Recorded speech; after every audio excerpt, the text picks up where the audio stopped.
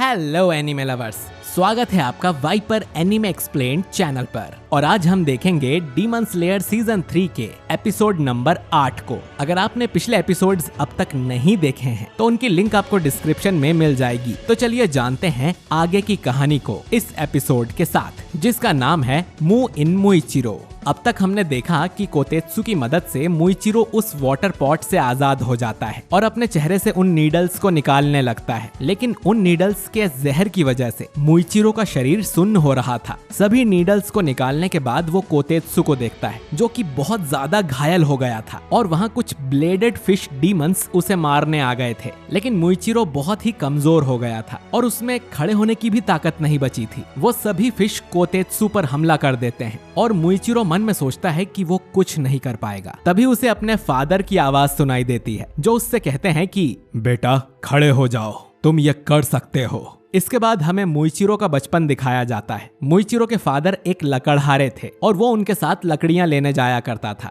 मुइचिरो पेड़ काटने में भी उनकी मदद करता था और ये काम करके उसे बहुत खुशी मिलती थी। अब एक रात को जब मौसम बहुत ही खराब था, तब मुइचिरो की माँ बीमार हो जाती है। मुइचिरो उनसे कहता है कि फादर जड़ी बूटी लेने बाहर गए हैं तो सब ठीक हो जाएगा। उसकी मदर को बहुत जोरों का बुखार आ रहा था। मुइचिरो उनके सिर पे पानी की पट्टी रखता है और एक और कंबल उड़ा देता है, लेकिन फिर भी उसकी मदर को बहुत ठंड लग रही थी। जिसके बाद मुइचिरो उन्हें हक करके रोने लगता है। बाहर बहुत जोरों से आंधी तूफान आया हुआ था और मुइचिरो के फादर उस जड़ी बूटी को लेने एक पहाड़ के ऊपर चढ़ रहे थे। उन्हें वो जड़ी बूटी भी मिल जाती है, लेकिन जैसे ही वो उसे लेने जाते हैं उनका पैर फिसल जाता है और नीचे गिरने से उनकी मौत हो जाती है। उस रात मुइचिरो ने अपने दोनों पेरेंट्स को खो दिया और उस समय वो सिर्फ 10 साल का था, पर वो अकेला नहीं था। उसे धीरे धीरे याद आता है कि उसका एक जुड़वा भाई भी हुआ करता था, जिसका नाम था युइचिरो। जब ये दोनों अपने पेरेंट्स की कब्र से वापस घर लौट रहे थे, तब युइचिरो अपने मरे हुए पेरेंट्स के लिए काफी गलत चीजें बोलता है कि दूसरे की मदद करने से कभी कोई फायदा नहीं होता। उसकी ये बात सुन मुइचिरो को बुरा लगता है और वो कहता है कि जब हम किसी और की मदद करते हैं तो आखिर में हमारी भी मदद होती है। यही उनके फादर कहा करते थे। ये सुन युइचिरो बोलता है कि उस मरे हुए आदमी की बातों को भूल जाओ, जो कि दूसरों को बचाने के चक्कर में खुद मारा गया। वैसे भी उस जड़ी बूटी से मदर ठीक नहीं होने वाली थी, तो अगर फादर उस तूफानी रात में बाहर नहीं जाते तो आज वो जिंदा होते। युइचिरो की ये कड़वी बातें सुनकर मुइचिरो शॉक हो जाता है, लेकिन युइचिरो उसे कहता है कि यही सच है और ये भी कि तुम्हारे नाम में जो मुंह है उसका मतलब कमजोर होता है और बेकार भी।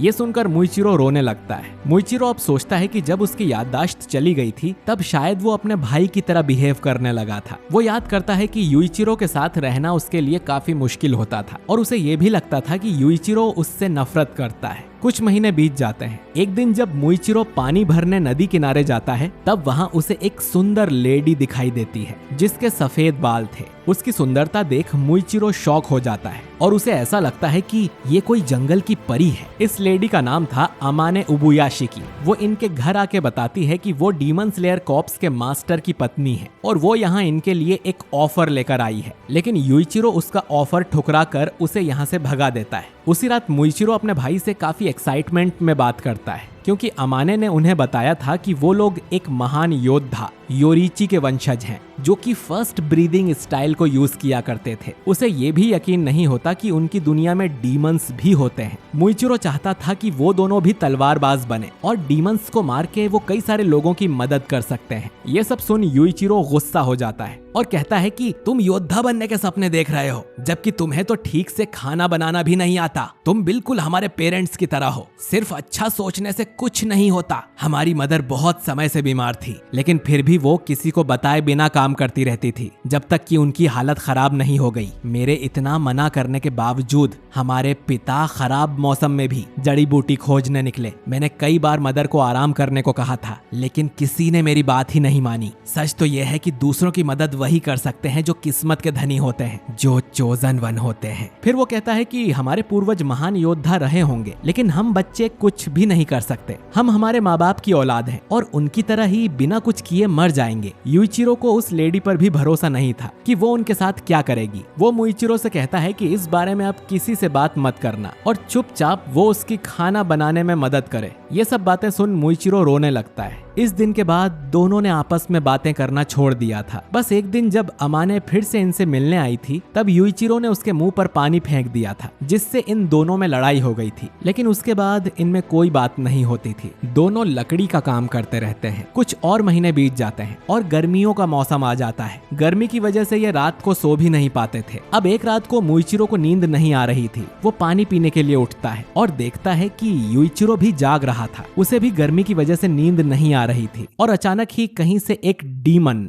उनके दरवाजे पर आ जाता है और वो डीमन ये देखकर खुश हो जाता है कि यहाँ तो सिर्फ बच्चे हैं। फिर ये डीमन मुइचिरो को पंजा मारने उसकी तरफ बढ़ता है, लेकिन उसे बचाने के लिए यूइचिरो सामने आ जाता है, जिससे उसका एक हाथ कट के अलग हो जाता है। मुइचिरो उसे पकड़कर पीछे ले जाता है और यूइचिरो दर्द की वजह से चिल्लाने लगता है। डीमन उन्हें चुप रहने को बोलता है कि तुम बस मामूली लकड़हारे हो। तुम्हारे जिंदा रहने या मरने से किसी को कोई फर्क नहीं पड़ेगा। तुम्हारी जिंदगी बेकार है। अब ये सुनकर मुइचिरो को काफी ज्यादा गुस्सा आ जाता है, जैसा उसने कभी फील नहीं किया था, जैसे उसका खून उबल रहा हो। उसके बाद उसे याद भी नहीं कि फिर हुआ क्या था। और हम अगली बार जब मुइचिरो को देखते हैं तो उसने मार मार के उस डीमन की हालत खराब कर दी थी। उसने अपने सभी हथियारों से उसे जमीन में ठोक दिया था और उसका सिर भी कुचल दिया था। और जैसे ही सुबह होती है, धूप की वजह से वो डीमन राख बनकर हवा में उड़ जाता है। इसके बाद मुइचिरो वापस अपने घर जाने लगता है। अचानक उसके शरीर में कमजोरी आ जाती है और वो मुश्किल से रेंगते हुए घर पहुंचता है। यूइचिरो मरने की कगार पर था। वो भगवान बुद्ध से प्रार्थना करता है कि मेरा भाई मेरी तरह नहीं है, वो एक नेक दिल इंसान है। वो तो लोगों की मदद करना चाहता था, लेकिन मैंने ही उसे रोका, तो इसकी सजा सिर्फ मुझे ही मिलनी चाहिए। ये सुन मुइचिरो रोने लगता है और उसका हाथ पकड़ लेता है। आखिर में यूइचिरो उसे मुंह का असली मतलब बताता है, जो है इन्फिनिटी यानी अनंत। कहानी वापस प्रेजेंट में आती है और हम देखते हैं कि मुइचिरो के चेहरे पर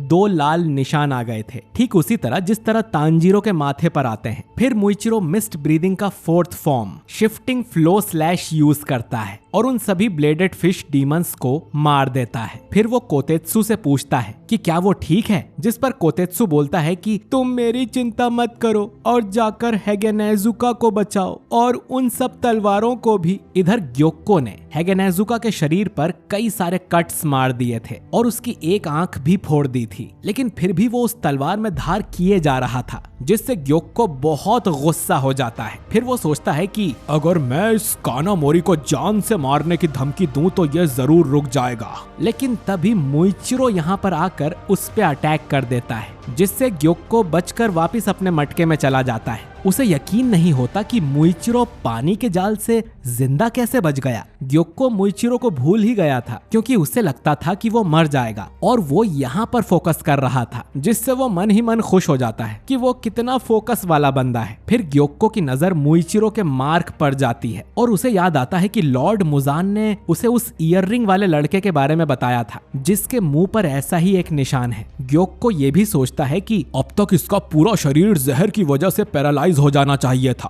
फिर ये अपने पैरों पर कैसे खड़ा है। और अटैक की वजह से ग्योक्को के कंधे पर कट आ गया था। अब मुइचिरो फिर से अटैक करने आगे बढ़ता है तो ग्योक्को अपने ब्लड डीमन आर्ट से एक ऑक्टोपस वाला मटका निकालता है, जिसके अंदर से बड़े बड़े टेंटिकल्स निकलते हैं जो उस घर को तबाह कर देते हैं और मुइचिरो की तलवार भी तोड़ देते हैं। हेगेनेजुका भी बाहर आकर गिरता है, लेकिन वो फिर से तलवार को उठाता है और उसमें धार करने लगता है, जो देख ग्योक्को और चिढ़ जाता है और हेगेनेजुका को सनकी समझता है। इधर टेंटिकल्स ने मुइचिरो और कानामोरी को जकड़ा हुआ था। ग्योक्को कहता है कि अब तक तो मैं मजाक कर रहा था, पर अब मैं सच में उन लोगों को मार डालूंगा।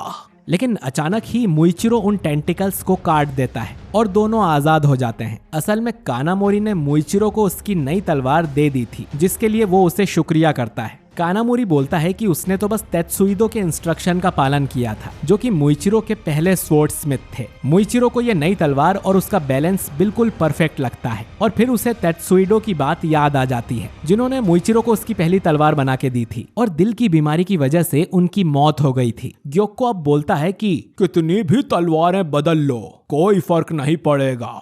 इसके बाद हम तेत्सुइडो को देखते हैं, जिन्हें चिंता थी कि कोई भी मुइचिरो को समझ नहीं पाएगा कि उसकी जिंदगी में कितनी परेशानियां रही हैं, और अब तो उसकी याददाश्त भी जा चुकी है। जब भी वो उसे तलवार चलाते हुए देखते हैं तो उन्हें खुशी होती है, उन्हें मरने से डर नहीं लगता। लेकिन उनके जाने के बाद मुइचिरो का क्या होगा, इसकी उन्हें बहुत चिंता है। अब कहानी प्रेजेंट में आती है। मुइचिरो तेत्सुइडो से माफी मांगता है उन्हें इतनी चिंता में डालने के लिए, लेकिन अब वो बिल्कुल ठीक है क्योंकि उसकी ज्यादातर यादें वापस लौट आई हैं। खैर, ग्योक्को फिर से ऑक्टोपस पॉट निकालकर उसमें से ढेर सारे टेंटिकल्स छोड़ता है। मुइचिरो की ताकत उस लाल निशान से कहीं ज्यादा बढ़ गई थी। इसके बाद मुइचिरो आगे बढ़कर मिस्ट ब्रीदिंग का 5th फॉर्म यूज करता है और उन सभी टेंटिकल्स को काट कर वो ग्योक्को की गर्दन भी काटने ही वाला था कि ग्योक्को फिर से गायब होकर दूसरे मटके में चला जाता है। वो मुइचिरो की तारीफ करता है, बहुत अच्छे, तुम पहले से काफी तेज हो गए हो, लेकिन फिर भी मेरी बराबरी नहीं कर पाओगे।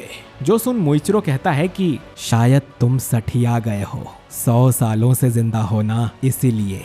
और फिर ग्योक्को देखता है कि उसके गले पर एक कट लग गया था। मुइचिरो उससे प्रॉमिस करता है कि अगले बार में वो उसकी गर्दन जरूर काट देगा, जिस पर ग्योक्को बोलता है कि मुझे हल्के में मत लो।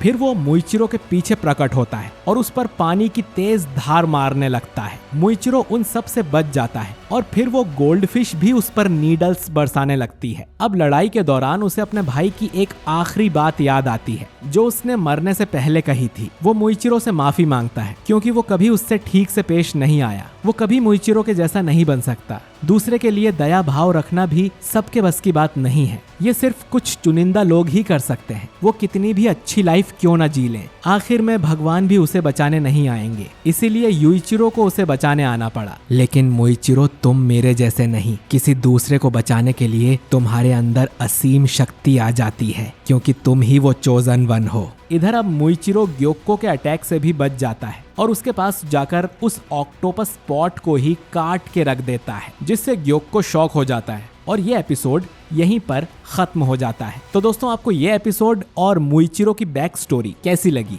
कमेंट करके जरूर बताइए। वीडियो अच्छा लगा है तो इसे लाइक और शेयर कीजिए, और अगर आप हमारे चैनल पर नए हैं तो हमारे चैनल वाइपर एनिमे एक्सप्लेन्ड को सब्सक्राइब करके बेल आइकन जरूर दबाइए। मैं मिलता हूँ आपसे अगले वीडियो में। शुक्रिया।